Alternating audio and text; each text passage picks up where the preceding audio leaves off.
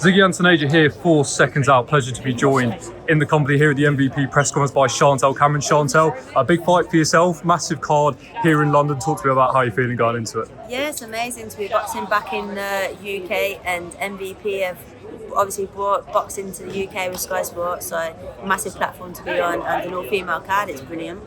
Moving up in weight, any pressure into that? I mean, how do you feel at the new weight, and what was the sort of decision and the process behind that? Yeah, so no pressure. It's just, it is what it is. An opportunity come and I took it, and it means I ain't got to boil down to 140. And it's an opportunity to become a world champion in a different weight class. And at the moment, it was just perfect timing. So just gonna embrace it and perform. That's all. Back in the gym with Jamie Moore and Nigel Travis. How important is that for you as a fighter, not just physically but also psychologically?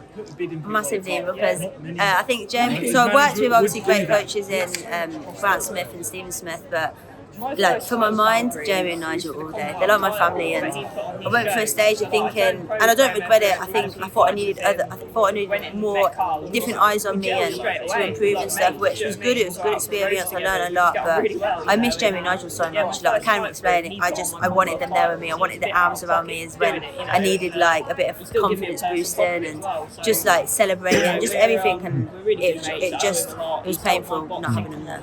Yeah. I listened to a bit you did the other day, and you said the past couple of years haven't been what you wanted. Now that can you wipe the slate clean and get back to where you want to be and on that path that you want to be in the sport, in the world title fights, and at the top of the sport? I feel like everything happens for a reason, and being back with Jamie and Nigel, the fact that the first week back I'm in the gym with them, I get a call that I'm fighting for a world title.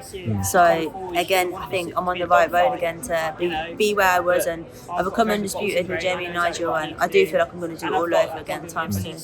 Now with the MVP, Jake Paul as well, just talk to me about what it's like working with them compared to a lot of other promoters as well, back on Sky Sports here in the UK, big deal. Jake Paul's done a lot for women's boxing. Just talk to me about teaming up with him and the geezer. So being with MVP is amazing, because obviously they're getting things done for me that no one's ever been able to get done for me. So I wanted to do 3-minute rounds for years and years. I've been saying about it for so long. I've always wanted to do it, and obviously I've become WBC World Champion by email, which nobody really wants to become WBC Champion by email, because I was waiting on Katie to see what she was going to be doing, and said to MVP, like, to become World Champion by email, I want to do 3-minute rounds. So like, what can we do? Like, don't worry, it's not so much about the world title. I just want to do 3-minute rounds. And I was like, yeah, absolutely, and completely backed me and got me 3-minute rounds, but then I did in a world title, so icing on the cake.